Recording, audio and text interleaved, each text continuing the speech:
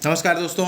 आज की डेट है 16 अगस्त और द हिंदू के हम लोग यूपीएससी एग्ज़ाम के पर्सपेक्टिव से जो इम्पॉर्टेंट आर्टिकल्स हैं उनको डिस्कस करेंगे। एक्चुअल में आज केवल एक ही आर्टिकल इम्पॉर्टेंट है, पर डिस्कशन थोड़ी लंबी होने वाली है क्योंकि आर्टिकल जो है वो मल्टी डायमेंशनल पॉवर्टी को लेकर के अभी जो सेकेंड एडिशन आया है नीति आयोग का भारत के संबंध में, जिसमें बोला गया कि लगभग 113 करोड़ लोग जो है वो गरीबी रेखा के ऊपर आ गए। मतलब बहुआयामी गरीबी रेखा के ऊपर आए हैं, ध्यान रखिएगा, मल्टी डायमेंशनल पॉवर्टी लाइन के ऊपर आए हैं। तो कुल मिलाकर के उसको लेकर के और उसके जस्ट अभी कुछ टाइम बाद जो है global multi dimensional poverty index भी जारी हो गई और global multi dimensional poverty index भी लगभग वैसे ही आंकड़े दिखा रही है जैसा कि national multi dimensional poverty index में नीति आयोग के द्वारा आंकड़े सामने लाए गए। ऑथर को चिंता इस बात की है कि मल्टी डायमेंशनल पॉवर्टी इंडेक्स जो है, तो इसका नाम ही मल्टी डायमेंशनल है, तो पॉवर्टी को लेकर के जिन इंडिकेटर्स को शामिल किया जा रहा है, ये देखिए मल्टी डायमेंशनल पॉवर्टी जो है, जो नेशनल मल्टी डायमेंशनल पॉवर्टी है, तो इसमें क्या है कि 3 डायमेंशंस में 12 इंडिकेटर्स को शामिल किया जाता है, जबकि जो global multi dimensional poverty index है उसमें भी डायमेंशंस 3 ही हैं। और वो 3 डायमेंशंस जो है, एक हेल्थ होता है, एक एजुकेशन और एक standard of living. Similarly national multi dimensional poverty index में भी है, लेकिन इंडिकेटर्स जो हैं ग्लोबल में वो 2 कम हैं, यानी 10 इंडिकेटर जो है वहाँ पर शामिल किए जाते हैं। ठीक है, तो भारत का जो राष्ट्रीय बहुआयामी गरीबी सूचकांक है उसमें कुल मिलाकर के 12 इंडिकेटर्स 3 आयामों के, और जो वैश्विक बहुआयामी गरीबी सूचकांक है इसमें जो है कुल मिलाकर के 10 इंडिकेटर हैं और डायमेंशंस वही 3 हैं जो वहाँ है, हेल्थ, एजुकेशन और स्टैंडर्ड ऑफ लिविंग। तो दोनों के आंकड़े जो है वो समान दिखाई देते हैं। इसके अलावा गरीबी, आप जैसे समझ रहे होंगे, गरीबी जो है इतना छोटा विषय नहीं है। जो एसडीजी है 17, उन एसडीजीज में भी जो है गरीबी पहले पॉइंट में ही शामिल है। तो गरीबी एक बहुत ही महत्वपूर्ण विषय है, न केवल भारत के लिए बल्कि पूरी दुनिया के लिए। और तो इन दोनों इंडेक्स के अलावा भारत में और सर्वे भी कराए जाते हैं। सर्वे कौन कराता है? तो सर्वे के बारे में हम लोग पहले जो है स्टैटिस्टिकल सिस्टम ऑफ इंडिया को काफ़ी ज़्यादा डिस्कस कर चुके हैं। तो सर्वे कराने का काम जो है वो एनएसओ का है। एनएसओ मतलब नेशनल स्टैटिस्टिकल ऑफिस के द्वारा जो है इससे रिलेटेड डाटा रखे जाते हैं। अब गरीबी को लेकर के वहाँ भी 2 तरह के सर्वे दिखाई देते हैं। ठीक है, तो एक सर्वे जो है वो होता है PFCE करके। PFCE का मतलब हो गया private final consumption expenditure. Okay, तो ये PCFE सर्वे जो है इसको कंडक्ट कराने का काम करता है नेशनल स्टैटिस्टिकल ऑफिस के अंदर जो CSO है वो, और इससे रिलेटेड डाटा जो भी है उसको कलेक्ट करने का काम, कंपाइल करने का काम सारा जो है CSO का ही है। और दूसरा जो एक आपने सुना होगा हाउस होल्ड कंजम्पशन एक्सपेंडिचर सर्वे, अभी पिछले दिनों में आर्टिकल्स में बहुत ज़्यादा चर्चा में रहा है। तो इन दोनों के अनुसार भी, और ये जो HCES है, household consumption expenditure survey, तो ये सर्वे कराने का काम करता है NSSO, national sample survey organisation. और दोनों में अंतर क्या है? तो अंतर भी आप समझ लीजिए, दोनों में जो CSO कंडक्ट कराता है PFCE, ये क्या है? ये कमोडिटी फ्लो बेस्ड सर्वे है। कमोडिटी फ्लो बेस्ड सर्वे का मतलब ये है कि गवर्नमेंट जो है वो किस तरीके से एलोकेशंस कर रही है रिसोर्सेज के लिए और उसके क्या असर पड़ते हैं मानव जीवन पर, मीन्स व्यक्तियों के जीवन पर। तो इस चीज़ को आधारभूत मान करके जो डाटा इकट्ठा किया जाता है और कंपाइल किया जाता है CSO के द्वारा, उसको बोलते हैं PFCE यानी प्राइवेट फाइनल कंजम्पशन एक्सपेंडिचर। जबकि ये जो HCES है, हाउस होल्ड कंजम्पशन एक्सपेंडिचर सर्वे, ये NSSO के द्वारा डायरेक्ट हाउस होल्ड से डाटा गैदर किया जाता है और उसके बाद में डाटा को कंपाइल किया जाता है। तो इससे भी जो है हाउस होल्ड्स के एक्सपेंडिचर के बारे में पता चलता है। इशू कुल मिला के ये है कि गरीबी रेखा को निर्धारित करने के जो मानक हैं उनको लेकर के काफ़ी विवाद रहा है, ना केवल भारत में, वैश्विक स्तर पर भी। तो गरीबी रेखा को तय करने के लिए आरंभिक दौर में जो प्रयास किए गए वो या तो कंजम्पशन बेस्ड हुआ करते थे या फिर इनकम बेस्ड हुआ करते थे। तो कंजम्पशन बेस्ड या इनकम बेस्ड जो प्रयास किए जाते थे उनके आधार पर गरीबी रेखा को तय किया जाता था। तो अभी इस कॉन्टेक्स्ट में ये बात भी थोड़ा समझ लेना ज़रूरी है कि भारत में आखिरकार जो है आज़ादी के पहले और आज़ादी के बाद ऐसे कितने प्रयास किए गए हैं। और ऑथर ने जो आर्टिकल लिखा है, तो ऑथर ने इसी बात को लेकर के आर्टिकल लिखा है कि मल्टी डायमेंशनल पॉवर्टी इंडेक्स के अंदर गरीबी के जो आंकड़े दिखाए जाते हैं वो आंकड़े पूरी तरह से सही है या गलत है इस पर तो बात नहीं करते, लेकिन वो ये कहते हैं कि मल्टी डायमेंशनल पॉवर्टी के आ जाने से जो कंजम्पशन या इनकम बेस्ड गरीबी के आंकड़े हैं उनकी रिलेवेंसी जो है वो ख़त्म नहीं हो जाती। उनकी रिलेवेंसी को भी, उनकी प्रासंगिकता को भी जो है हमें समझना चाहिए। और वो ऑथर का मानना है कि कंजम्पशन बेस्ड या इनकम बेस्ड जो गरीबी रेखा का निर्धारण की प्रक्रिया थी या जो गरीबी रेखा है उसकी प्रासंगिकता अभी भी बनी हुई है। पूरी तरीके से कोई कंट्री मल्टी डायमेंशनल पॉवर्टी के आंकड़ों के ऊपर रिलाय नहीं कर सकता, निर्भर नहीं हो सकता। कुल मिलाकर के हम लोग जो है ज़रा देख लेते हैं भारत में आज़ादी के पहले और आज़ादी के बाद जो है कितने प्रयास हुए हैं। तो आज़ादी के पहले जो है 3 प्रयास हुए गरीबी रेखा का निर्धारण करने के लिए, और आज़ादी के बाद ठीक उसके दुगने यानी 6 प्रयास हुए।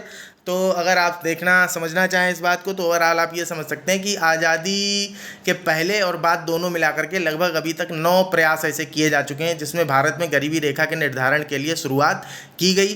जिसमें से कुछ लास्ट के 2 तो काफ़ी फेमस हैं, आपको पता ही होगा। तेंदुलकर समिति के बारे में आपने सुना होगा, रंगराजन समिति के बारे में आपने सुना होगा, ठीक है। बाकी सबसे पहला प्रयास दादा भाई नौरोजी के था, इसके बारे में भी आपने सुना होगा। तो एक बार हम लोग जो है इसको थोड़ा प्रॉपरली देख लेते हैं। तो पॉवर्टी के बारे में थोड़ा समझ लेते हैं पहले।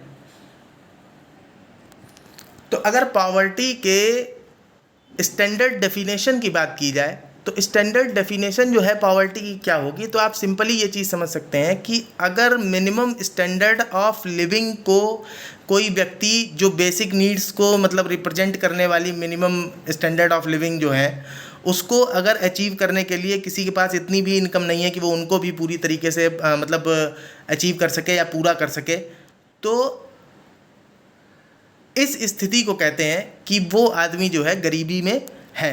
कुल मिलाकर के पॉवर्टी जो है पॉइंट वाइज हम लोग तो फटाफट देख लेते हैं। इसको छोटा सा ही बनाया है, हालांकि और ज़्यादा डिटेल में इसको किया जा सकता था, उसका भी सोल्यूशन है, उसको हम लोग अभी देख लेंगे। कुल मिलाकर के आप ये देखिए कि पॉवर्टी जो है वो हमेशा से ही भारत के लिए एक चैलेंज के तौर पर बना हुआ है। और Poverty is lack of funds for basic living. Poverty line defines minimum consumption expenditure. तो poverty line जो है वो किसी एक हाउस होल्ड के लिए मिनिमम कंजम्पशन एक्सपेंडिचर क्या होगा ये दिखाती है एक तरह से। अगर एस्टिमेशन की बात करें तो एस्टिमेशन को जो मैथडोलॉजी है एस्टिमेशन की, तो उसमें आप देखेंगे मैथडोलॉजी को छोड़कर जैसे प्लानिंग कमीशन था स्टार्टिंग में, आपको पता है पंचवर्षीय योजनाएं बनती थी, तो प्लानिंग कमीशन जो है लगातार गरीबी को लेकर के आंकड़े इकट्ठे करने का प्रयास करता रहा। और पॉवर्टी रेशियो जो है वो NSSO के कंजम्पशन डाटा जो सर्वे करता था, कंजम्पशन डाटा उससे जो मिलता था, तो उस कंजम्पशन डाटा के बेसिस पे पॉवर्टी रेशियो डिसाइड किया जाता रहा है। और पॉवर्टी लाइन एस्टिमेशन जो है वो एक तरीके से मिनिमम लिविंग स्टैंडर्ड को सेट करने का काम करता है। तो आज़ादी के पहले की अगर बात करें तो सबसे पहला प्रयास 1901 में दादा भाई नौरोजी के द्वारा किया जाता है, और जिसमें 1867 से 68 के जो मूल्य थे उनके आधारों पर गरीबी रेखा का निर्धारण करने का प्रयास किया। अभी उसको डिटेल में भी देख लेंगे। अभी आप एक बार जो है पहले एक बार देख लीजिए कि अभी तक जो 9 प्रयास हुए हैं वो कौन कौन से हैं। तो 1901 के बाद में 1938 में एक प्रयास किया जाता है नेशनल प्लानिंग कमेटी के द्वारा, ठीक है। और उसके बाद 1944 के बॉम्बे प्लान द्वारा जो है तीसरा प्रयास किया गया। तो ये 3 प्रयास जो है वो आज़ादी के पहले के हो गए।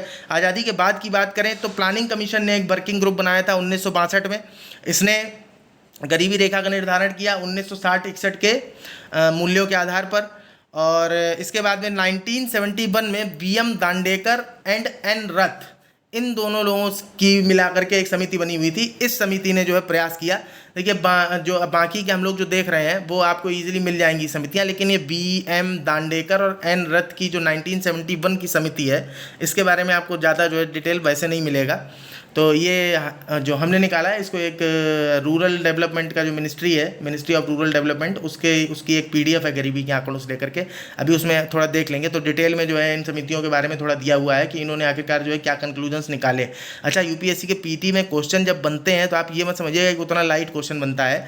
अब ये समितियाँ जैसे आज़ादी के बाद वाली जो पहले की समितियाँ उन्होंने उनके आंकड़े ऐसे कोई ज़्यादा इंपॉर्टेंट नहीं है, पर जो आज़ादी के बाद वाली समितियाँ हैं उन्होंने गरीबी के आकलन में किस तरीके से प्रगति की, मीन्स गरीबी के आंकड़ों को इकट्ठा करने के लिए कहाँ से शुरुआत किन चीज़ों को आधारभूत लक्षण के तौर पे स्वीकार किया भारतीय प्रशासन ने, और उसके बाद उस यात्रा में क्या क्या सुधार होते गए, क्योंकि जैसे जैसे नई समितियां आती गई वो अलग अलग तरीके के सजेशंस देते चले गए। और आपने देखा होगा कि अक्सर जो है कमेटीज़ वगैरह से रिलेटेड स्टेटमेंट जो है क्वेश्चंस में आपको यदा कदा मिल ही जाते हैं। अच्छा, पहले तो क्या था, एलिमिनेशन प्रोसेस भी इस्तेमाल हो जाता था, लेकिन जो 2023 का प्रीलिम्स का पेपर आया था तो 2023 के प्रीलिम्स के पेपर में सबकी उम्मीदों में पानी फिर गया है ना। डायरेक्ट स्टेटमेंट सीधा सीधा पूछ लिया कि कितने स्टेटमेंट सही हैं, तो अगर सही सही पता है तो सही है, नहीं तो काफ़ी रिस्की काम हो गया सबके लिए।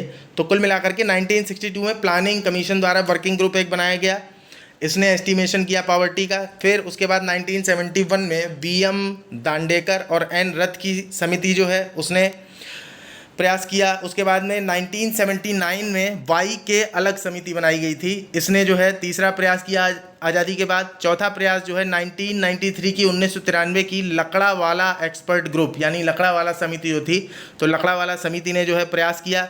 अच्छा, इस समिति के बारे में ये चीज़ थोड़ी विशेष है कि इसने क्या किया कि पॉवर्टी लाइन को रीडिफाइन करने की कोशिश नहीं की। ये ध्यान रखिएगा लकड़ावाला एक्सपर्ट ग्रुप के बारे में कि इसने पॉवर्टी लाइन को रीडिफाइन नहीं किया। मींस वाई के अलग समिति के समय जो 1973-74 के मूल्यों के आधार पर पॉवर्टी लाइन निर्धारित की गई थी वैसी की वैसी ही बनी रहने दी। बस इन्होंने सुधार क्या किया कि इन्होंने रूरल और अर्बन पॉवर्टी लाइन को सेपरेट करने का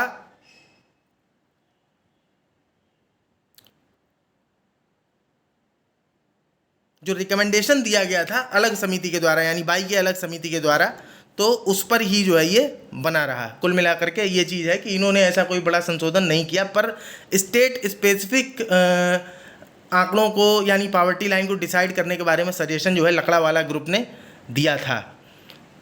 देख रहे होंगे आप दूसरे पैराग्राफ में आप देखेंगे, however it disaggregated them into state specific poverty lines in order to reflect the inter state price differentials, कि गरीबी रेखा को लेकर के अलग अलग राज्यों में क्या स्थिति है, ये जो है एक नई अलग चीज़ की थी। जबकि वाई के अलग समिति जो है, वाई के अलग समिति ने जो रूरल और अर्बन पॉवर्टी लाइंस हैं उनको अलग करने का रिकमेंडेशन दिया था। ठीक है, नेशनल लेवल पर भी, मतलब नेशनल लेवल पर ही, ठीक है, मिनिमम न्यूट्रिशनल रिक्वायरमेंट्स को लेकर के, ये चीज़ आप ध्यान रखिएगा। ठीक है, उसके बाद पांचवा प्रयास जो है 2009 का तेंदुलकर समिति, काफ़ी फेमस है, सबको ही पता है। ठीक है, और 2011-12 में जो है पॉवर्टी लाइन को जो है एस्टीमेट कर दिया इन्होंने फाइनली। और उसके बाद में 2014 की जो है रंगराजन समिति थी। अच्छा, ये आंकड़े इकट्ठे करने में जो है डाटा को दो तरीके से इस्तेमाल किया जाता है, दो तरीके का डाटा इस्तेमाल करते हैं। तो एक डाटा जो है उसको बोलते हैं यूनिफॉर्म रेफरेंस पीरियड पर बेस्ड डाटा, और दूसरा जो है उसको बोलते हैं मिक्स्ड रेफरेंस पीरियड पर डाटा। तो ये जो मिक्स्ड रेफरेंस पीरियड पर डाटा कलेक्शन का काम है ये 1999 के बाद शुरू हुआ, ये ध्यान रखिएगा। MRP बेस्ड डाटा कलेक्शन का काम जो है वो 1999 के बाद शुरू किया गया। अच्छा, MRP और URP में अंतर क्या है? तो URP डाटा जो है ये recall of consumption over 30 days, तो 1993 के पहले इसका इस्तेमाल किया जाता था, और इसमें केवल 30 दिनों का जो कंजम्पशन है उससे रिलेटेड डाटा को शामिल किया जाता था।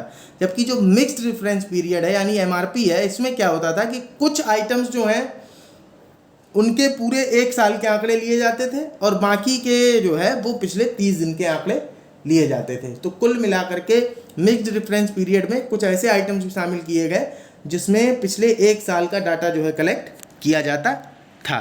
तो इस तरीके से जो है गरीबी की कहानी थी। कुल मिलाकर के जो समितियां हैं, इन समितियों ने एक्चुअल में जो क्या क्या काम किए, क्योंकि गरीबी रेखा के निर्धारण में आप देखेंगे कि सबने कुछ ना कुछ सीमाएं तय की कि पर डे कितना खर्च करना चाहिए, या मंथली कितना खर्च करना चाहिए, या ईयरली जो है कितना खर्च होना चाहिए एक हाउस होल्ड का, ताकि उसे गरीबी रेखा के ऊपर माना जाए। तो इसको जो है थोड़ा सा देखते हैं हम लोग। डायरेक्ट हम आपको जो है ऑफिशियल डाटा जो है मिनिस्ट्री ऑफ रूरल डेवलपमेंट का, वहाँ लेकर के चलते हैं। आप उसमें देखिए ज़रा सा, ये देखिए, ये जो है ये डायरेक्ट जो है उस PDF का ही पेज है।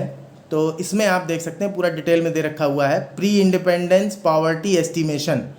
तो इसमें पहला आप देख रहे होंगे poverty and un British rule in India 1901। तो Dadabhai Naoroji in his book poverty and un British rule in India made the earliest estimate of poverty line at 1867 to 68 prices. 1867 और 68 का जो ईयर था उसके प्राइसेस के बेस पर जो है इन्होंने पहली बार poverty estimation means poverty line की सीमा निर्धारित करने का प्रयास किया, और जो क्या था 16 रुपये से लेकर के 35 रुपये प्रति व्यक्ति प्रति वर्ष के आधार पर। ठीक है, ये ध्यान रखिएगा कि 16 रुपये से 35 रुपये प्रति व्यक्ति प्रति वर्ष के आधार पर जो है आकलन किया था।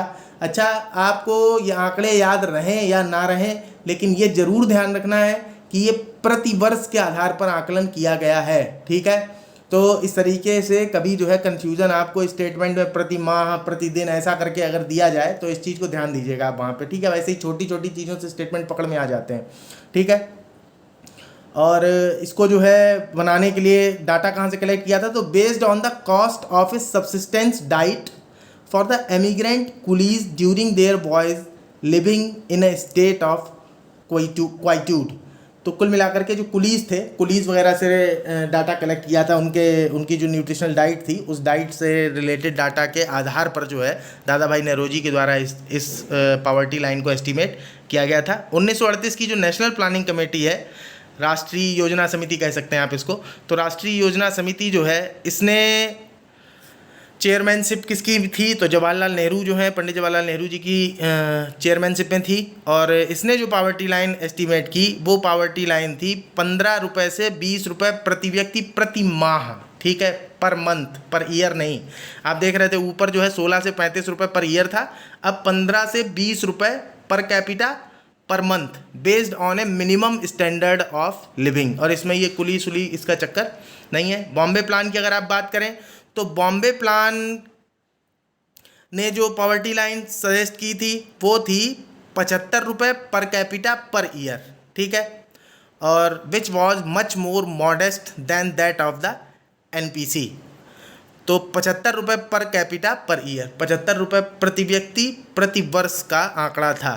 तो सबसे स्टार्टिंग में पहला जो था 16 से 35 रुपये प्रति व्यक्ति प्रति वर्ष, दूसरा आंकड़ा जो है वो 15 से 20 रुपये पर कैपिटा पर मंथ, और इसके बाद में तीसरा आंकड़ा जो है वो 75 रुपये पर कैपिटा पर ईयर। और दूसरा जो नेशनल प्लानिंग कमेटी थी ये पंडित जवाहरलाल नेहरू जी की अध्यक्षता में थी, तो इम्पॉर्टेंट है, इसको ध्यान रखिएगा। उसके बाद पोस्ट इंडिपेंडेंस पावर्टी एस्टिमेशन की अगर आप बात करते हैं तो 1962 का वर्किंग ग्रुप जो है इसको आप देख रहे होंगे कि 20 रुपये से 25 रुपये पर कैपिटा पर मंथ, और आधार रखा था 1960-61 के प्राइसेस को।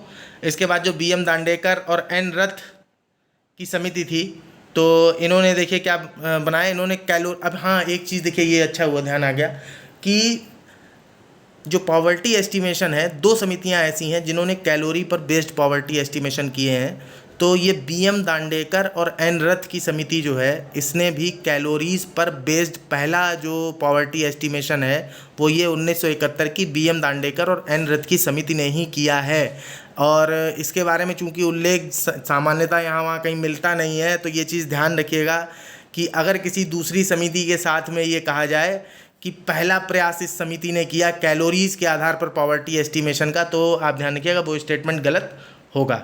तो कुल मिलाकर के इन्होंने जो नॉर्म बनाया था तो वो था 2250 calorie per capita per day, यानी प्रति व्यक्ति प्रतिदिन 2250 कैलोरी अगर जो है कंजम्पशन करता है, कंज्यूम करता है, तो वो गरीबी रेखा में शामिल नहीं माना जाएगा, वो गरीबी रेखा से ऊपर माना जाएगा। अब उसके बाद आप देखिए, और रुपए को लेकर के इन्होंने क्या था तय किया था, तो इन्होंने रुपए को लेकर के 15 रुपये per capita per month for rural house holds, और पर कैपिटा पर मंथ 22.5 रुपये अर्बन हाउस होल्ड्स को लेकर के, और प्राइस जो है वो 1960 और 1961 के ही आधार पर थे। इनको जो है एक कॉपी पेज पे आप जब तक जो है थोड़ा समराइज़ नहीं करेंगे तब तक आपको थोड़ा समझने में दिक्कत होगी। कुल मिलाकर के क्या है, वीडियो के माध्यम से आपको डाटा कंप्लीट मिला जा रहा है, आप चाहो तो पॉज करके पूरा डिटेल में से पढ़ भी सकते हो। हाईलाइट करना इसको पॉसिबल नहीं था, इसलिए इसको जो है हाईलाइट कर नहीं पाए हैं। ये टास्क फोर्स जो है इसको आप देख लीजिए 1979 की YK अलग समिति के नाम से जिसे आपने सुना होगा। दूसरा एस्टिमेशन जो कैलोरी पर बेस्ड है वो इन्होंने किया, तो इनके एस्टिमेशन को आप देखिए, इन्होंने कैलोरीज घटा दी 2100 kilo calorie per capita per day urban areas, और 2400 kilo calorie per capita per day in rural areas. घटा नहीं दिए, सॉरी बढ़ाई है, ठीक है।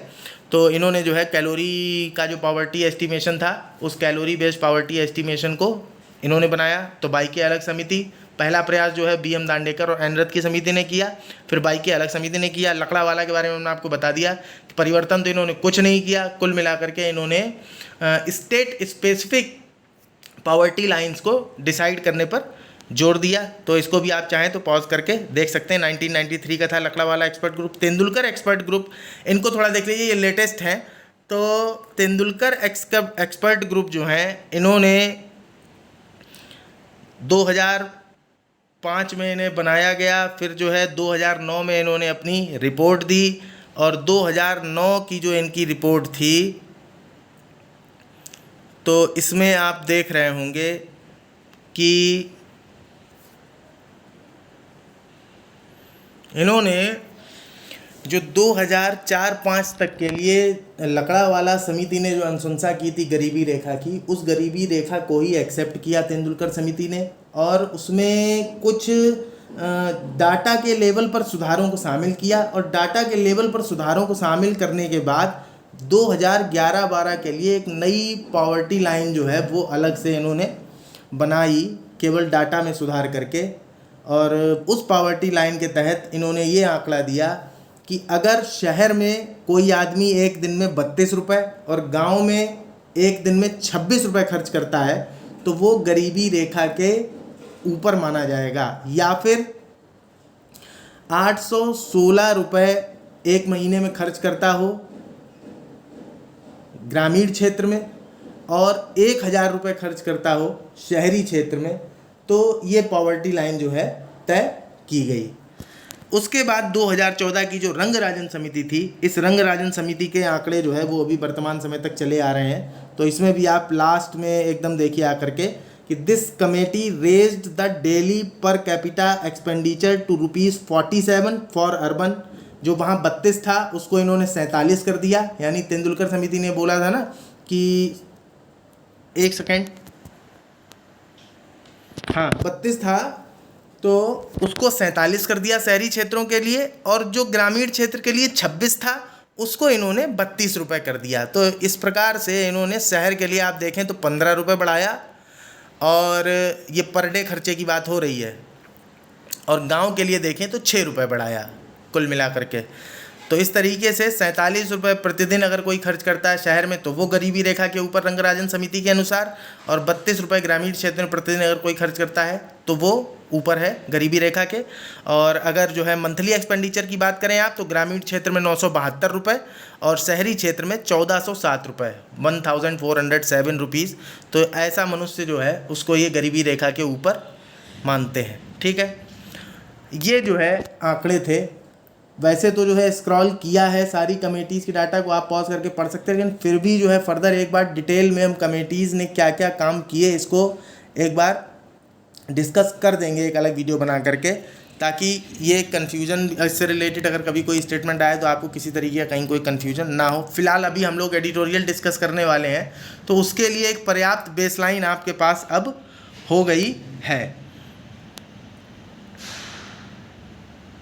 इसके अलावा एक चीज़ हम लोग और जो देख रहे थे कि national multi dimensional poverty index का जो सेकंड एडिशन अभी आया है, जिसमें ये बोला गया कि 13.5 करोड़ लोग जो है वो बहुआयामी गरीबी रेखा के ऊपर आ गए हैं। तो वो थोड़ा PIB ने उसको लेकर के जो है एक डाटा जारी किया था। तो PIB के अनुसार उसके जो की पॉइंट्स हैं उस पर भी एक थोड़ा एक नज़र मार लीजिए, ताकि वो भी आपके ध्यान में आ जाए। उसके बाद एडिटोरियल डिस्कस करते हैं चल करके। एक्चुअल में क्या है, एडिटोरियल में प्योर जो है ऑथर ने डाटा इस्तेमाल किया है। अब वो उतना डाटा एकदम से अगर आप डाटा सुनेंगे तो थोड़ा आपको अजीब लगेगा, लेकिन अब इसके बाद में आपको एडिटोरियल बहुत ईजिली समझ में आएगा। तो लास्ट हम लोग जो है एक बार सेकेंड एडिशन जो है national multi dimensional poverty index का, उसको भी ज़रा सा एक निगाह देख लेते हैं। तो ये रहा जो second edition national multi dimensional poverty index को लेकर के जो डाटा रिलीज़ किया गया था, PIB ने इसको ऐसा रिलीज़ किया है। अच्छा, एक चीज़ और जो है, अभी तक आप इतना तो समझ ही गए होंगे कि 2014 तक तो रंगराजन समिति के आधार पर गरीबी रेखा का निर्धारण किया जा रहा था। तब तक प्लानिंग कमीशन भी जिंदा था। फिर उसके बाद आपको पता कि 2015 में नीति आयोग बना दिया गया, और 2015 में नीति आयोग के बनने के बाद थोड़ा कुछ टाइम तो इसे अपने खुद को जो है सेट करने में लगा होगा, और उसके बाद फिर जो है इन्होंने national multi dimensional poverty index को जारी करना शुरू कर दिया। एक बात ये ध्यान रखिएगा बहुत अच्छी तरीके से कि ये पर ईयर जारी नहीं की जाती है कि कोई सोचे कि लगातार जारी। अभी सेकंड एडिशन है, तो आप सोच रहे होंगे इसका पहला एडिशन जो है वो आया था national family health survey fourth को आधारभूत मान करके, यानी जो नेशनल फैमिली हेल्थ सर्वे 4 का डाटा था उसको बेस मान करके। उसके बाद नेशनल फैमिली हेल्थ सर्वे जो है 5वां फिर कंडक्ट कराया गया जब गवर्नमेंट के द्वारा, तो उसमें कलेक्टेड डाटा के बेसिस पर ये सेकंड एडिशन आया है national multi dimensional poverty index का। फिलहाल की पॉइंट्स आप जरा एक निगाह देखिए, स्क्रॉल कर देंगे। किसी को पढ़ने का मन हो तो पूरा, एक तो हिंदी में हमने उसको हिंदी में ही यहाँ पे ऐसे ही कर दिया है ताकि जो है पढ़ने में आपको दिक्कत ना लगे। दिमाग में वैसे ही बहुत जोर पड़ता है क्योंकि आपको सीधा पढ़ने के लिए, इसलिए हिंदी में कर दिया। कोई भी पढ़ सकता है ना, हिंदी तो मातृभाषा है। तो 5 वर्षों में 13.5 करोड़ भारतीय बहुआयामी गरीबी से बाहर निकल गए हैं। ठीक है। दूसरा आंकड़ा जो है वो कंपेयर कर रहा है 2015-16 और 2019-21 के बीच बहुआयामी गरीबों की संख्या में परसेंटेज की अगर बात की जाए तो 24.85% गरीबी थी 2015-16 में। मीन्स इतने परसेंट गरीब लोग थे। ये मल्टी डायमेंशनल पॉवर्टी की बात हो रही है, ध्यान रखिएगा। और 2019-21 में बचे हैं कितने, 14.96%। तो अगर आप सब्ट्रैक्ट करेंगे तो आपको पता चल जाएगा कि कितने परसेंट गरीबी जो है घट गई है। वैसे नियर अबाउट जो है 10% तो लगभग दिखाई, 9 पॉइंट समथिंग कुछ परसेंट होगा। ठीक है। तो 9 पॉइंट कुछ परसेंट लगभग गरीबी जो है घट गई, और वो 9 पॉइंट परसेंट जो है वो 13.5 करोड़ आदमियों के बराबर है। ठीक है। ग्रामीण क्षेत्रों में गरीबी में सबसे तेज गिरावट आई है, जहां पहले गरीबी 32.59% थी और अब जो गरीबी है वो 19.28% रह गई है। ग्रामीण क्षेत्रों में ज़्यादा तेज गरीबी गिरी है। ठीक, शहरी क्षेत्रों में उतनी तेज नहीं गिरी है। कुल मिलाकर के भारत 2030 की समय सीमा से बहुत पहले SDG लक्ष्य 1.2 हासिल करने की राह पर। ये 1.2 क्या है, यानी पहला जो SDG है उसका दूसरा पॉइंट जो है वो यही पॉवर्टी से रिलेट, जीरो पॉवर्टी होगा। तो उसको अटेन करने की ओर भारत जो है 2030 के पहले ही सारे गरीब ख़त्म हो जाएंगे। ठीक है। और उसके बाद ज़मीनी स्तर पर जो सभी 12 MPI संख्या, MPI मतलब मल्टी डायमेंशनल पॉवर्टी इंडेक्स, तो जो भी इंडिकेटर हैं 12 के 12, हमने आपको बोला था ना कि ग्लोबल में 10 हैं और भारत वाली में यानी नेशनल जो राष्ट्रीय बहुआयामी गरीबी सूचकांक है इसमें 12 इंडिकेटर। अभी इंडिकेटर भी देख लेंगे। देखिए जब आई थी इंडेक्स ना, तो उस समय हम लोगों ने एडिटोरियल में अपने डिस्कस किया था, उसमें हमने सारे इंडिकेटर्स भी आपके साथ डिस्कस किए थे। तो 10 के 10 इंडिकेटर तो सेम है। एक जनधन योजना से रिलेटेड, जनधन खातों से रिलेटेड इंडिकेटर है, और एक इंडिकेटर जो है शायद कुछ प्रधानमंत्री उज्ज्वला योजना वगैरह को लेकर के कुछ ऐसा शामिल किया गया था। अभी वो दो, ऐसे 2 इंडिकेटर जो है अलग थे। कुल मिलाकर के उत्तर प्रदेश में 3.43 करोड़ के साथ गरीबों की संख्या में सबसे अधिक गिरावट दर्ज की गई। ठीक है। फिर उसके बाद बिहार और मध्य प्रदेश का स्थान है। तो सबसे ज़्यादा तेज़ी से गरीबों की संख्या में अगर कहीं गिरावट आई है तो उत्तर प्रदेश में संख्या के मामले में, और उसके बाद बिहार, और उसके बाद मध्य प्रदेश में। और तो भूमिका किसने किसने निभाई है ये गरीबी कम करने में, तो पोषण में सुधार, स्कूली शिक्षा के वर्षों में सुधार, स्वच्छता और खाना पकाने के ईंधन ने जो है गरीबी को कम करने में महत्वपूर्ण भूमिका निभाई है। ये क्या, ये इंडिकेटर में शामिल है वहाँ पर। ठीक है। पोषण में सुधार जो है ये हेल्थ रिलेटेड इंडिकेटर है। स्कूली शिक्षा का वर्ष जो है ये एजुकेशन से रिलेटेड इंडिकेटर है। और स्वच्छता और खाना पकाने का ईंधन, तो ये लिविंग स्टैंडर्ड से रिलेटेड इंडिकेटर है। कुल मिलाकर के आगे आप देख रहे होंगे कि नीति आयोग, फिर ये पूरा लंबा लंबा लिखा हुआ है, तो इसको हम एक बार स्क्रॉल कर देते हैं, आपको मन करे इसको पढ़ने का तो आप देख लीजिए। बाकी ये देख रहे होंगे कि नेशनल फैमिली हेल्थ सर्वे जो है 2019 से 21 के बीच में ही कंडक्ट कराया गया था, ये ध्यान रखिएगा। और जो चौथा सर्वे था तो वो 2015 से 16 के बीच में ही कंडक्ट कराया गया था। तो ये इंडेक्स आप समझ गए होंगे कि पहला एडिशन जो है वो 16 और 17 के आसमीन से, या तो 16 के लास्ट तक आया होगा या फिर 17 की शुरुआत में। ठीक है। और कुल मिलाकर के आप देख ही रहे होंगे अब लास्ट तक, यहाँ तक आप देख लीजिए। ये पूरा जो है PIB ने उस समय जो डिटेल जारी की थी वो है। लास्ट की 3 लाइनें पढ़ देते हैं, ज़रा गौर से देख लीजिए आप। 36 राज्यों और केंद्र शासित प्रदेशों और 707 प्रशासनिक जिलों के लिए बहुआयामी गरीबी अनुमान प्रदान करते हुए, ठीक है, 707 प्रशासनिक जिलों के लिए और 36 राज्यों और केंद्र शासित प्रदेशों के लिए रिपोर्ट में कहा गया है कि बहुआयामी गरीबों के अनुपात में सबसे तेज कमी उत्तर प्रदेश, बिहार, मध्य प्रदेश, 3 तो हम लोगों ने ऊपर भी देख लिए थे, बाद के 2 उड़ीसा और राजस्थान राज्यों में देखी गई। तो ये डाटा आप याद रखिएगा, कभी प्रीलिम्स में ऐसा जो है कहीं सेट करने को थोड़ा बहुत आने के चांसेस हैं, नहीं तो कहीं हो सकता है एलिमिनेशन करने में आपको हेल्प हो जाए। बाकी इसको पढ़ लेने में कोई बुराई नहीं है। और जो अंतर की हम लोग बात कर रहे थे तो वो 9.89% जो है इतना डिक्लाइन हुआ है।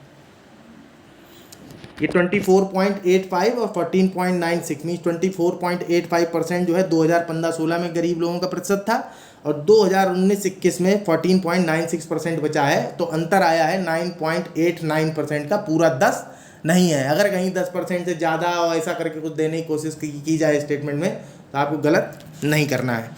कुल मिलाकर के, और ग्रामीण क्षेत्र में गरीबी में सबसे तेज़ गिरावट आई है, ध्यान रखिएगा। ठीक है, देखिए आजकल क्या है कि अब जो क्वेश्चन पूछे जाते हैं जो वास्तव में सरफेस के आंकड़े रहते हैं, ये तो सबको लगभग याद हो, आदमी तुरंत इतना तो चटाक से याद कर लेता है, लेकिन उसके जस्ट एक नीचे की लेयर वाले पे ध्यान नहीं देते हैं लोग। तो आप लोग जो है चूंकि यूपीएससी की प्रिपरेशन कर रहे हैं तो इसलिए थोड़ा बहुत सजग होना चाहिए।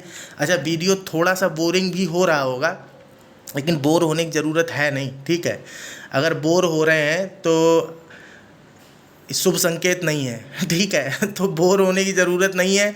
आप पॉज कर दीजिए, घूम लीजिए इधर उधर, फिर दोबारा देख लीजिए, लेकिन कंप्लीट करके देख लीजिए। ठीक है, क्योंकि कंप्लीट करके किसी चीज़ को देखना इतना आसान नहीं होता है, काफ़ी कठिन काम है ये। सबसे ज़्यादा देखिए सफलता की दर इसीलिए इस एग्ज़ाम में इतनी कम है क्योंकि पढ़ते आप कुछ हैं और पूछता क्वेश्चन उसी चीज़ से रिलेटेड है पर कहीं और से जाके पूछ लेता है। ठीक है, तो उसका सिर्फ एक ही उपाय है कि आप जब कहीं कोई चीज़ पढ़ रहे हैं तो उसके डायमेंशंस को आप कितनी फ्रिक्वेंटली कवर कर सकते हैं। ठीक है, यही इस एग्ज़ाम का चैलेंज है। तो आप अगर उतनी फ्रिक्वेंटली कवर कर सकते हैं तो कुल मिलाकर के आप जो है समझिए कि आप सक्षम हैं इस एग्ज़ाम को क्वालिफाई करने के लिए। और अगर नहीं कर पाते हैं कवर तो अपने आप को इस योग्य बनाइए और कवर करने की आदत डालिए, क्योंकि लापरवाही किसी भी एंगल से नहीं चलेगी। दूसरी बात यह है कि केवल ऐसा नहीं है कि प्रीलिम्स का एग्ज़ाम क्वालिफाई कर लेने के बाद आपके लिए आगे और कोई जो है चैलेंज नहीं है, तो मेंस का एग्ज़ाम भी आपको देना ही देना है। तो मेंस का एग्ज़ाम जब तक आप जो है डीपली स्टडी नहीं करेंगे चीज़ों को, तब तक जो है राइटिंग में आपके मीन्स एक तरीके से कहें तो क्वालिटेटिव वैल्यूज़ जो है वो इंक्लूड नहीं हो पाएंगी। तो इसलिए आपको एटलीस्ट डीपली और थॉरली एक बार स्टडी तो करना ही है हर टॉपिक को। ठीक है, और उसी के दौरान जो की पॉइंट्स हैं उनको आपको अपने पास संभाल के रख लेना है। और हम हालांकि प्रयास करते हैं इस चीज़ का कि अधिक से अधिक जो है हम किसी चीज़ के बारे में कवर कर सकें। मीन्स आप स्टार्टिंग से हमारा कोई भी एडिटोरियल आप देखेंगे तो आपको ये चीज़ समझ में आएगी कि हमने हमेशा ये प्रयास किया है कि किसी चीज़ के जितने अधिकतम आयाम शामिल किए जा सकते हैं उतने किए जाएं। हालांकि उसमें कभी कभी डिस्कशन लंबा, बोरिंग सब कुछ हो जाता है, लेकिन फिर भी हम वो करते हैं इसलिए क्योंकि वो ज़रूरी है। तो आप भी इस चीज़ की महत्ता को समझिए और किसी भी तरह से इग्नोर करने की ज़रूरत नहीं है। वीडियो थोड़ा बहुत लंबा अगर होता भी है तो भी आप धैर्य बनाए रखिए, सुनिए, अपने लिए आप जो है नोट्स तैयार करिए, क्योंकि इतनी सारी चीज़ें आप एक साथ जो है सर्च करेंगे तो आपको बहुत टाइम लग जाएगा। क्योंकि हमें एक एक PDF तैयार करने में आप काफ़ी ज़्यादा समय लग जाता है। तो इतनी मेहनत जो है वो हम सिर्फ इसलिए करते हैं ताकि आपके लिए कुछ पहलू तो आसान हो जाएं। देखिए सारे पहलू तो हम भी कवर नहीं कर पाते हैं, मीन्स भाई बहुत सारे मुद्दे लगातार चल ही रहे होते हैं। तो लेकिन फिर भी जो इम्पॉर्टेंट इश्यूज़ हैं, जैसे मान लीजिए एडिटोरियल के थ्रू क्या कि एडिटोरियल जो है लगभग सारे जो इम्पॉर्टेंट इश्यूज़ होते हैं उनको कवर करता ही है। तो उसी बहाने उसे फॉलो करते करते जो इश्यूज़ कवर किए जा सकते हैं उनको तो कम्प्लीटली कवर करने का प्रयास करते हैं। लेकिन फिर भी आपको अपने स्तर पर भी बराबर सजग रहना चाहिए और सजगता के साथ आप भी अपना जो है प्रयास जारी रखिए। ठीक है, मीन्स ऐसा नहीं है कि कहीं से आपको कोई चीज़ मिल जाए तो आप समझें कि अब बस पूरा 100% हो गया, इसके अलावा आपको अपनी तरफ से प्रयास करने की ज़रूरत नहीं है। तो हमारा काम आपके लिए सहायक भूमिका निभा सकता है, लेकिन हमारा काम आपके लिए अंतिम नहीं हो सकता। तो इसलिए आप अपने प्रयासों की सघनता को बढ़ाइए और आपके प्रयास और बेहतर हों, आपकी समझ और बेहतर हो, इस चीज़ के लिए काम हम कर रहे हैं लगातार। तो अपनी निरंतरता हमारे साथ ही बनाए रखिए और प्लस अपने प्रयासों को भी बेहतर करने में निरंतर लगे रहिए। अब कुल मिलाकर हम लोग जो है चलते हैं एडिटोरियल की तरफ। अब आपको एडिटोरियल तो तुरंत समझ में आ जाएगा, ज़्यादा अब लंबा नहीं रह गया है। एक चीज़ और डिस्कस करने को है कि एडिटोरियल में ऑथर जो है वो ये बात करते हैं कि आंकड़ों में कहीं ना कहीं अंतर दिखाई देता है। तो ये कुछ लोगों के लिए चिंता का विषय बन जाता है। कौन से आंकड़ों में? तो जो कंजम्पशन बेस्ड या इनकम बेस्ड यानी एक्सपेंडिचर बेस्ड जो आंकड़े इकट्ठे किए जाते हैं, तो एक्सपेंडिचर बेस्ड दोनों ही आंकड़े हैं। कौन से? पीसीएफई जो हमने आपको बताया था, जो सीएसओ कंडक्ट करता है, कलेक्ट करता है, या फिर जो एनएसएसओ के द्वारा HCES यानी हाउस होल्ड कंजम्पशन एक्सपेंडिचर सर्वे का डाटा कलेक्ट किया जाता है। तो उन दोनों डाटाज में भी गरीबी के आंकड़ों को लेकर के अंतर दिखाई देता है। तो ये भी जो है चिंता का विषय लोगों को कभी कभी समझ में आता है। तो अब आप समझेंगे कि इन सारे इंडेक्सेस को, इन सारे पहलुओं को शामिल करते हुए वो एडिटोरियल लिखा गया है। तो इसलिए ये ज़रूरी था इतनी कहानी आपके लिए समझना, क्योंकि अगर आप ये कहानी नहीं समझते तो वो एडिटोरियल आपको बड़ी दिक्कत देने वाला था। अब हम लोग चलते हैं एडिटोरियल की तरफ। अभी देखिए एकदम पानी की तरह समझ में आएगा। तो ये रहा जो है एडिटोरियल। अब आप इसको देखिए फटाफट, तुरंत समझ में आएगा। तो ये मल्टी डायमेंशनल पॉवर्टी इंडेक्स जो है वो देख रहे होंगे आप कि कई ऐसे इंडिकेटर्स को यूज़ करती है जो कंजम्पशन और एक्सपेंडिचर बेस्ड डाटा के अलावा भी अन्य डाटाज को इंक्लूड करते हैं। और ये जो कैलकुलेशन किया जाता है तो वो कौन से मेथड पर बेस्ड है? तो ये एल्काइरे एंड फोस्टर काउंटिंग मेथड के ऊपर जो है बेस्ड है। मल्टी डायमेंशनल पॉवर्टी इंडेक्स से रिलेटेड कैलकुलेशंस। कारण क्या था इसे लाने का? तो अभी क्या है, जैसे ये कह रहे हैं कि कंजम्पशन और एक्सपेंडिचर बेस्ड डाटा की रिलेवेंसी यानी प्रासंगिकता वर्तमान समय में समाप्त नहीं हो जाती है मल्टी डायमेंशनल पॉवर्टी के आ जाने, पॉवर्टी इंडेक्स आ जाने से। तो वैसे ही जब ये नहीं थी मल्टी डायमेंशनल पॉवर्टी इंडेक्स, तो उस समय ये कहा जाता था कि केवल कंजम्पशन और एक्सपेंडिचर बेस्ड डाटा से लोगों की गरीबी की गहराई का पता नहीं चल सकता है। तो गरीबी कितनी गहराई में है, इस बात को समझने के लिए अदर इंडिकेटर्स को भी शामिल करना चाहिए। एजुकेशन हो गया, हेल्थ हो गया, स्टैंडर्ड ऑफ लिविंग हो गया। तो ये कहानी यहाँ से शुरू होती है। तो शिफ्ट कर गई जो पावर्टी एस्टिमेशन की मेथडोलॉजी थी, वो शिफ्ट कर गई मल्टी डायमेंशनल पावर्टी इंडेक्स के पैरामीटर पर। अब फिर उल्टा हो गया। अब एडिटोरियल जो ऑथर जिन्होंने लिखा है उन्होंने तो एक तरीके, अब वो क्या ज़्यादा खुल के बुराई तो नहीं कर किए हैं, मतलब की नहीं उन्होंने ज़्यादा खुल के बुराई, लेकिन कुल मिलाकर के जो रीजन था इस इंडेक्स को स्टार्ट करने का, तो ये आप देख रहे होंगे, increased criticism of monetary and consumption based poverty measures seeking to capture the deprivations in non monetary factors। कि ये जो कंजम्पशन बेस्ड पॉवर्टी मेजर्स हैं इनमें केवल जो है मॉनेटरी पैरामीटर्स को शामिल कर लिया जाता है। तो जो नॉन मॉनेटरी फैक्टर्स हैं वो कैसे शामिल होंगे जिससे लोगों की वेलबींग के बारे में अच्छे से पता चल सके। तो इसलिए जो है ये MPI को लाया गया था। अच्छा, इसके बारे में एक बात ही ध्यान रखिएगा कि ये जो मेथडोलॉजी है, ये मेथडोलॉजी ऐसा नहीं कि केवल डेवलपिंग कंट्रीज़ ही अपनाते हों। तो किसी के लिए ऐसा फिक्स नहीं है कि केवल डेवलपिंग कंट्रीज़ ही अपनाएंगे। तो इसके डेवलपिंग कंट्रीज़ के अलावा और भी देश, विकसित देश भी हो सकते हैं, या फिर जो है कम विकसित देश भी हो सकते हैं, अल्प विकसित देश हो सकते हैं। ठीक है, वहाँ पर भी इस इंडेक्स को यूज किया जाता है। तो ओरिजिन की अगर बात करें तो global multi dimensional poverty index जो है वो 2010 में डेवलप हुई। और डेवलप करने वाली दो संस्थाएं कौन सी हैं? तो एक है OPHI means Oxford poverty and human development initiative, और दूसरा UNDP, चिर परिचित हैं आप इससे, यूनाइटेड नेशंस डेवलपमेंट प्रोग्राम। और 3 पैरामीटर्स इसमें शामिल किए गए, health, education and standard of living indicator के तौर पर। और देखिए डायमेंशन बोलना चाहिए इनको, भैया ऑथर हैं जो मना लिख दिया, इंडिकेटर लिख दिया इन्होंने। ठीक है, 3 डायमेंशन में 10 इंडिकेटर हैं। ठीक है, और ये बताता क्या है इंडेक्स? तो ये बताता है the incidence and intensity of poverty experience by A population. It has since been used to measure acute poverty across over 100 developing countries। 100 से ज़्यादा जो है विकासशील देशों में इसका इस्तेमाल किया जाता है global multi dimensional poverty index का। अब कुल मिलाकर के आप ये देखिए ज़रा कि जो HDI रिपोर्ट आती है, ह्यूमन डेवलपमेंट इंडेक्स, तो उस HDI रिपोर्ट के साथ में ही जो है ये global multi dimensional poverty index को रिलीज़ किया जाता था। और पहले HDI में एक HPI होती थी, ह्यूमन पॉवर्टी इंडेक्स, तो उसको रिप्लेस करने का काम जो है इस global multi dimensional poverty index ने किया था। पैरामीटर्स की अगर बात करें तो एक निगाह आप छोटा से देख लीजिए ज़रा।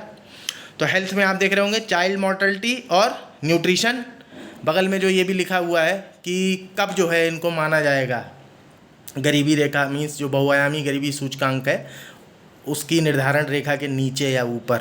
तो हेल्थ से रिलेटेड जो है 2 पैरामीटर हैं, चाइल्ड मोर्टलिटी और न्यूट्रिशन। एजुकेशन से related years of schooling, school attendance और कुकिंग फ्यूल से कह रहे हैं। स्टैंडर्ड ऑफ लिविंग से रिलेटेड जो पैरामीटर्स हैं तो उसमें एक कुकिंग फ्यूल है, सैनिटेशन है, उसके बाद आप देखेंगे ड्रिंकिंग वाटर है, इलेक्ट्रिसिटी है और हाउसिंग है।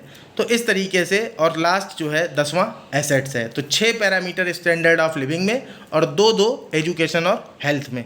तो इस तरीके से 10 इंडिकेटर 3 डायमेंशंस के अंदर जो है वो इस इंडेक्स में शामिल किए जाते हैं।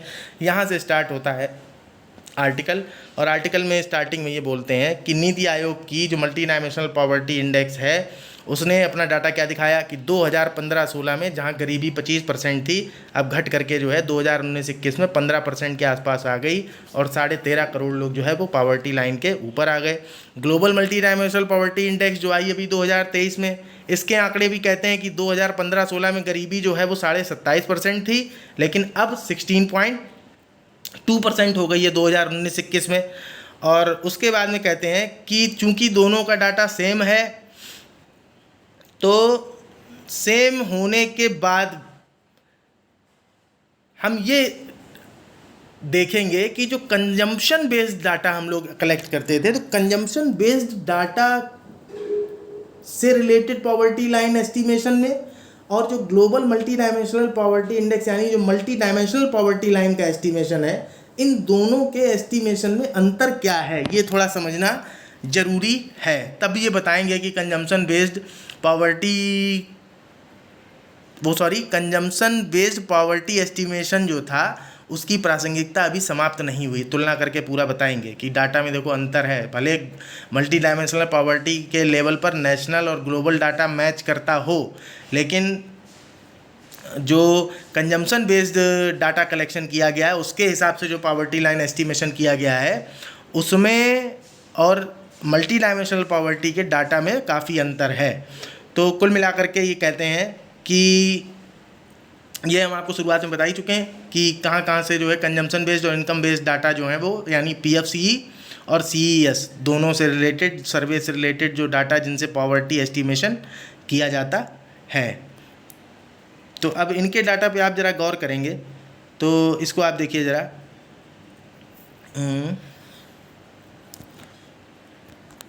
कि तेंदुलकर समिति ने जो कंजम्पशन एक्सपेंडिचर बेस्ड डाटा के आधार पर 7 साल के पीरियड के लिए जो गरीबी रेखा के ऊपर जो लोग आए थे उनकी संख्या बताई थी 137 मिलियन। समझ रहे हैं, 137 मिलियन का मतलब हो गया कि 13.7 करोड़ लोग जो है वो 7 साल के पीरियड में गरीबी रेखा के बाहर आए थे। तो मतलब 7 साल में 137 मिलियन लोग जो है, मतलब 13.7 करोड़ लोग जो है वो गरीबी रेखा के बाहर आ गए थे according to Tendulkar committee between 2004-05 and 2011-12। ठीक है। वहीं रंगराजन समिति ने 2 साल के लिए ये आंकड़ा जब दिया तो उन्होंने बताया कि 2 साल में जो है 92 मिलियन लोग 92 मिलियन लोग जो है वो गरीबी रेखा के ऊपर आ गए, मतलब 46 मिलियन पर एनम, एक साल में 46 मिलियन लोग जो गरीबी रेखा के ऊपर आ रहे थे। ओवरऑल ऑथर यहाँ ये कहने की कोशिश कर रहे हैं कि इन दोनों ही कंजम्पशन बेस्ड आंकड़ों के आधार पर ये जो गरीबी रेखा से ऊपर आने के आंकड़े बता रहे हैं लोगों के, ये global multi dimensional poverty index जो है उससे कहीं ज़्यादा ही है। आप देख रहे होंगे कि जो ग्लोबल कह रहे हैं, जो national multi dimensional poverty index है 15-16 से 19-21 तक के लिए है। तो लगभग आप देख रहे होंगे वहाँ 13.5 करोड़ बाहर आए, लगभग बराबरी टाइम पीरियड है, ज़्यादा अंतर नहीं है। यहाँ भी जो 7 साल का है वहाँ भी लगभग 6 से 7 साल के बीच का ही समय है। तो कुल मिलाकर के कहते हैं कि डाटा एस्टिमेशन को लेकर के या तो जो है ज़्यादा ही है डाटा, तो कंजम्पशन बेस्ड एक्सपेंडिचर से रिलेटेड डाटा के बेस्ड पर भी जो पॉवर्टी लाइन का एस्टिमेशन है वो कोई ऐसा नहीं कि बहुत ज़्यादा गलत आंकड़े बता रहा था, तो वो आंकड़े भी सही हैं। हालांकि आगे ऑथर ये चीज़ कहते हैं कि ठीक है, ये मानते हैं कि हेल्थ और एजुकेशन जैसे पैरामीटर्स को भी इंक्लूड करना चाहिए। नॉन इनकम इंडिकेटर्स पर जो है हम लोग नहीं जानकारी मिल पाती थी, नॉन इनकम इंडिकेटर्स को लेकर के गरीबी क्या स्थिति है उसकी जानकारी नहीं मिल पाती थी। तो उनका कहना है कि ये जो एग्रीगेशन कर दिया है ना मल्टी डायमेंशनल पॉवर्टी इंडेक्स के अंदर सारे के सारे इंडिकेटर्स का, नॉन इनकम इंडिकेटर्स का, तो ये नॉन इनकम इंडिकेटर्स का एग्रीगेशन कर दिया गया है जो एक जगह सारे को लेकर के आए हैं, और फिर उसके बाद उसके आधार पर जो बहुआयामी गरीबी सूचकांक की गणना की जाती, तो उसमें कहते हैं कि कहीं ना कहीं जो इंडिकेटर्स हैं ये इतने ज़्यादा एक दूसरे से अलग अलग हैं। जैसे आप देख रहे होंगे कि न्यूट्रिशन है, चाइल्ड मोर्टलिटी है, फिर पीने का पानी है, भाई कुल मिलाकर के कुकिंग फ्यूल है, तो इनके बीच में इतना ज़्यादा अजीब तरीके का डाटा आ जाता है। अब उसमें गड़बड़ क्या पड़ता है, गड़बड़ ये पड़ता है कि हर चीज़ का डाटा आप देखते होंगे, जैसे मिक्स्ड रेफरेंस डाटा की हम लोग बात करें तो उसमें मिक्स प्रोडक्ट होते हैं। मिक्स प्रोडक्ट मतलब कि कुछ ऐसे प्रोडक्ट भी मिलेंगे कि जिनका यूज का आंकड़ा जो है हो सकता है आपको 1 साल या 2 साल के अंतराल पे जो है इकट्ठा करने को मिले, ठीक है। कुछ ऐसे होंगे कि जो दैनिक उपयोग में आ रहे हैं तो आपको जो है पर डे के हिसाब से उनके कंजम्पशन को देखना पड़े। तो कुल मिलाकर के ऐसी 2 चीज़ों को या फिर ऐसे जो कई सारी चीज़ों का आप ग्रुप बना देंगे कि जिनका अलग अलग टाइम पीरियड के अंतराल पे डाटा इकट्ठा करने का मामला बनता हो, और फिर उनसे इकट्ठे किए हुए डाटा के आधार पर आप जो है कैलकुलेशन करके किसी तरीके की स्टैटिस्टिक्स को जनरेट करें और एक नए तरीके का पॉवर्टी लाइन एस्टिमेशन करें, तो कहते हैं कि इसकी रिलेवेंसी जो है वो पूरी तरीके से समझ में नहीं आती। कहीं ना कहीं इसमें गरीबी के आंकड़े जो है वो ठीक आने में मतलब शंका की दृष्टि हमेशा बनी रहेगी। एग्जाम्पल के तौर पर जो है वो आगे देखिए, आप ये बोलते हैं कि 2014 का एक एक्सपर्ट ग्रुप का जिक्र करते हैं कि इसको बनाया गया था कि मैथडोलॉजी जो है उसको रिव्यू करें। तो जब इसने मैथडोलॉजी को रिव्यू किया ये global multi dimensional poverty index से रिलेटेड, तो इसने भी यही इश्यूज़ उठाए थे। कौन से इश्यूज़, मेजरेबिलिटी को लेकर के, जो एग्रीगेशन ऑफ अक्रॉस इंडिकेटर्स है उसको लेकर के, या फिर जो डाटाबेस जनरेट किया जा रहा है कुछ शॉर्ट इंटरवल पे है, कुछ लॉन्ग इंटरवल पे है, इस चीज़ से रिलेटेड इशू को लेकर के इसने भी आपत्ति जताई थी और बोला था कि वास्तव में इस इंडेक्स को क्रिएट करना जो है बड़ा ही केयरफुली इवैल्यूएशन का काम है। तो कुल मिला के ऑथर जो है ये कहना चाहते हैं कि हमें कंजम्पशन बेस्ड डाटा के आधार पर जो है पॉवर्टी लाइन का एस्टिमेशन करना बिल्कुल बंद नहीं करना चाहिए था, या पूरी तरीके से मल्टी डायमेंशनल पॉवर्टी इंडेक्स के ऊपर जो है रिलायबल नहीं हो जाना चाहिए। जहाँ तक कंजम्पशन जो कंज्यूमर एक्सपेंडिचर से रिलेटेड डाटा की बात है, तो 2011 के बाद से 11-12 के बाद से हमारे पास जो है कोई भी ऐसा डाटा नहीं है कंजम्पशन बेस्ड या कंज्यूमर एक्सपेंडिचर बेस्ड, और 2011-12 के बाद से हमारे पास डाटा अवेलेबल नहीं है। लेकिन इसका मतलब ये नहीं कि कोई सर्वे नहीं कराया गया। 2017-18 में जो है हम लोगों ने कराया था सर्वे, लेकिन उसके डाटा को हम लोगों ने रिलीज़ नहीं किया।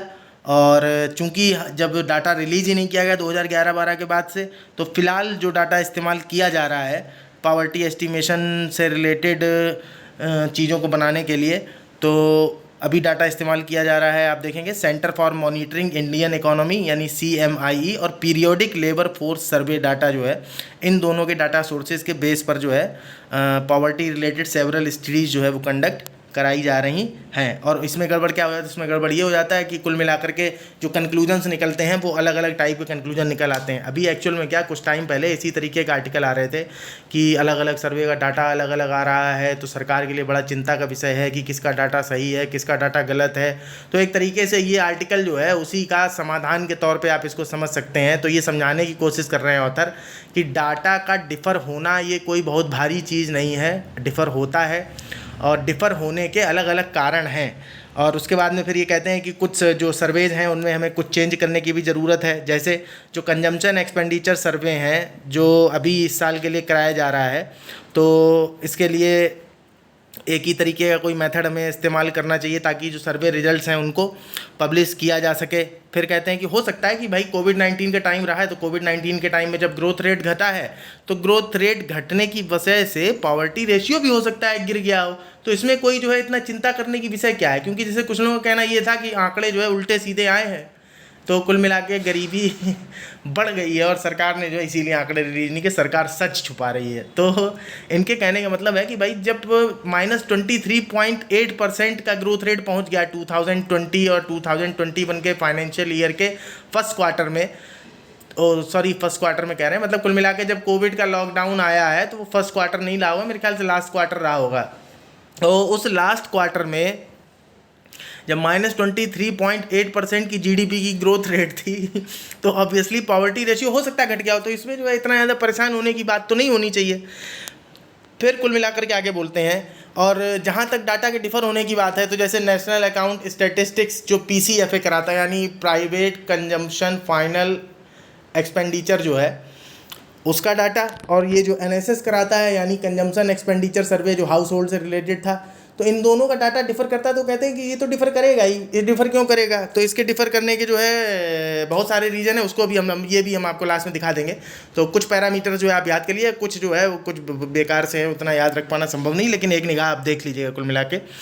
हाँ, ये कहते हैं कि ये एनएसएस और एनएएस के डाटा के बीच में जो गैप है ये चिंता का विषय नहीं है, लेकिन चिंता का विषय ये है कि ये गैप जो है ये लगातार बढ़ता जा रहा है। मींस कभी जो है ये 10% हुआ करता था, 1970 के दशक में दोनों के डाटा के बीच में गैप जो है वो 10% होता था, लेकिन अब जो है 2011-12 में उन्हीं दोनों डाटा के बीच में गैप 53.1% हो गया है। तो ये कहते हैं कि इतना ज़्यादा गैप नहीं होना चाहिए। बाकी तो दोनों अलग अलग जो है मैथडोलॉजी पर बेस्ड है। जैसे हमने आपको बताया था कि नेशनल अकाउंट स्टैटिस्टिक्स का जो डाटा है जो सीएसओ के द्वारा कंपाइल और कलेक्ट किया जा रहा है, ये कमोडिटी फ्लो के अप्रोच पर बेस्ड होता है, जबकि वो हाउस होल्ड से कलेक्ट किए गए डाटा के ऊपर बेस्ड है, HCES। तो ये कहते हैं कि ठीक है गैप तो होना चाहिए भाई, लेकिन इतना गैप नहीं होना चाहिए। 53.1% का गैप आ रहा है, ये चिंता का विषय है, इसको ध्यान देना चाहिए। अच्छा, हम लोग ये देख लेते हैं कि इन्होंने आगे ये भी बताया, नहीं इन्होंने नहीं बताया, ये हमने अलग से लाया है, ठीक है। इन्होंने नहीं बताया कि क्यों, क्या अंतर है, क्यों डाटा में गैप आता, मतलब इन्होंने तो ऊपर लिख दिया था सीधा सीधा कि डाटा में गैप आता है। हम आप ये देख लीजिए एक बार कि ये गैप आता क्यों है, वास्तव में अंतर है क्या PFCE और CES में। तो ये PFCE और CES में आप कुछ अंतर तो देख रहे होंगे, ABCD ये जो 4 दिख रहे हैं आपको, ये नॉर्मल से हैं। तो पहला तो एकदम ही विचित्र टाइप का, inclusion of the consumption expenditure of NPISH। ये NPISH जो है non profit institution supporting house holds, ऐसा बोलते हैं इनको, ठीक है। तो इसमें ये डाटा शामिल किया जाता है, जबकि ये data house hold consumption expenditure सर्वे में शामिल नहीं किया जाता है। भाई हाउस होल्ड में हाउस होल्ड रहेंगे ना, इंस्टीट्यूशन थोड़े ही रहेंगे। और ये चूंकि कमोडिटी फ्लो बेस्ड, यानी गवर्नमेंट जो है किस तरीके के रिसोर्सेज का एलोकेशन कर रही, तो गवर्नमेंट तो रिसोर्सेज जो है अपनी हर एक्टिविटी को जो है एलोकेट करेगी ना। और हर एक्टिविटी में जैसे मान लीजिए कोई आश्रम है, कोई संसाधन है, गवर्नमेंट कोई जो है ट्रस्ट टाइप का कुछ चला रही है, अनाथालय चला रही है, वृद्धाश्रम चला रही है, तो अब ये सब हाउस होल्ड की तरह तो काउंट नहीं किए जाएंगे, पर सरकार एलोकेशन तो कर ही रही बजट का। तो ये सारी चीज़ें जो शामिल की जाती हैं PFCE सर्वे में, इसकी वजह से तो अंतर आता है। दूसरा, exclusion of houseless and the institutional population like the inhabitants of orphanages, prisons and hospitals in the CES, वही बात हो गई हम आपको बता चुके हैं। उसके बाद आप देखिए तीसरा, inclusion of imputed rentals of owner occupies dwellings in the PFCE whereas the CES includes only the rent on dwellings actually paid। उसके बाद आप ये जो D पॉइंट है, इसमें कुछ ऐसे पॉइंट्स हैं, ये ध्यान रखने वाले हैं, थोड़ा सा देखिएगा कि जो आइटम्स कवर किए जाते हैं उनमें डिफरेंस होता है, इसलिए डाटा में अंतर आता है, ठीक है। तो कवरेज ऑफ आइटम्स की वजह से अंतर होता है। ये कभी आपसे जो है पॉइंट वाइज ऐसे UPSC कभी कभी क्वेश्चन बना लेती है कि क्या क्या कारण हो सकता है अंतर का। या फिर जो रेफरेंस पीरियड होता है, जिस टाइम पीरियड के लिए कलेक्ट किया गया डाटा, तो जो PFCE होता है वो फाइनेंशियल ईयर के अंदर करेक्ट, भाई सरकार तो एलोकेट करेगी, बजट एलोकेशन के द्वारा करेगी ना। तो PFCE का डाटा जो है वो तो बजट एलोकेशन पे बेस्ड जो है कलेक्ट किया जाएगा, उसमें कहीं ना कहीं बजट की प्रधानता रहेगी, ठीक है। तो इसलिए फाइनेंशियल ईयर के अकॉर्डिंग कलेक्ट करेंगे PFCE का डाटा, जबकि CES का क्या है, एग्रीकल्चर ईयर में किया जाता है, गए साल भर का जो है इकट्ठा कर लाया जाके घर घर जाके, ठीक है। मतलब मंथली पिछले 30 दिन का डाटा कलेक्ट किया जाता है, ठीक है। फिर अगला पॉइंट आप देख लीजिए कि जो अप्रोचेस ऑफ एस्टिमेशन है वो भी अलग अलग हैं। कैसे, तो कमोडिटी फ्लो अप्रोच जो है वो यूज़ की जाती है PFCE में, जबकि CES जो है वो direct house hold surveys means house hold से जाकर के डाटा कलेक्ट किया जाता है। तो इस प्रकार से जो है हमारा ये एडिटोरियल डिस्कशन कंप्लीट होता है। देखिए, गरीबी को लेकर के काफ़ी डिटेल में डिस्कस कर लिया है, लेकिन उसके बाद भी जो कमेटीज़ हैं उन कमेटीज़ ने क्या अनुशंसाएं दी, कैसे गरीबी का निर्धारण किया, क्या किया, इस पर जो है अभी बाकी रह गया है मामला। इसको समझ लेंगे। देखिए, डिटेल से समझने से क्या होता है कि मेंस में कभी जब आप आंसर राइटिंग कर रहे होंगे उस समय आपको इसका इंपॉर्टेंस समझ में आएगा, तब आप बहुत अच्छे से आंसर राइटिंग कर पाएंगे। ऑटोमेटिकली चीज़ें फालतू रटने की ज़रूरत नहीं पड़ेगी, क्योंकि आप सिस्टम एक बार अगर समझ गए सारा तो फिर अच्छा ही है। दूसरा कि इतना जानने के बाद अब आप गरीबी से रिलेटेड कहीं खुद भी कोई नई चीज़ भी पढ़ते हैं, क्योंकि देखिए आर्टिकल्स वगैरह आते ही रहते हैं या फिर नए आंकड़े आते ही रहते हैं, सर्वे आते ही रहते हैं, तो आपकी भी तो अपनी एक समझ बननी चाहिए ना भाई। आप कब तक जो है दूसरों में डिपेंड रहेंगे, क्योंकि आपकी एक समझ जब तक नहीं बनेगी तब तक आप सेल्फ रिलायंट हो नहीं पाएंगे। भारत आत्मनिर्भर होने जा रहा है तो आप रह जाएंगे। तो कुल मिलाकर के अगर आप वीडियो जो है अपने लिए उपयोगी लगता है तो आप जो है चैनल को सब्सक्राइब कर लीजिए, ताकि रेगुलर आपको वीडियो मिलता रहे। दूसरा, अगर आपके कोई दोस्त वगैरह जो तैयारी कर रहे हैं तो उनको भी आप सजेस्ट कर सकते हैं। तीसरा, कि अगर हमारे डिस्कशन को लेकर के कोई सुधार संबंधित सुझाव है आपके पास मेरे लिए, तो आप कमेंट बॉक्स में हमें बता सकते हैं। चौथा, कि अगर आपको कोई मदद चाहिए, लगता है कि हम आपकी कोई हेल्प कर सकते हैं, तो आप अपनी क्वेरी जो है कमेंट बॉक्स के थ्रू भी पूछ सकते हैं, या फिर चैनल का नाम है अपना निर्मम सुपथ, तो nirmamsupath@gmail.com पर आप अपनी क्वेरी मेल भी कर सकते हैं। चलिए ठीक है, नमस्कार, धन्यवाद। आज का वीडियो जो है डिस्कशन काफ़ी लंबी हो गई है, लेकिन कोई ज़रूरत नहीं है आपको बोर होने की। बोर होने का कोई गुंजाइश ही नहीं। 1 घंटा कोई ज़्यादा नहीं, 1 घंटे में सारी गरीबी समझ लेना है। 150 करोड़ की आबादी होने जा रही है, हालांकि भारतीय प्रधानमंत्री भी आजकल उसको 143 करोड़ बोलते हैं। चलिए ठीक है, नमस्कार, धन्यवाद।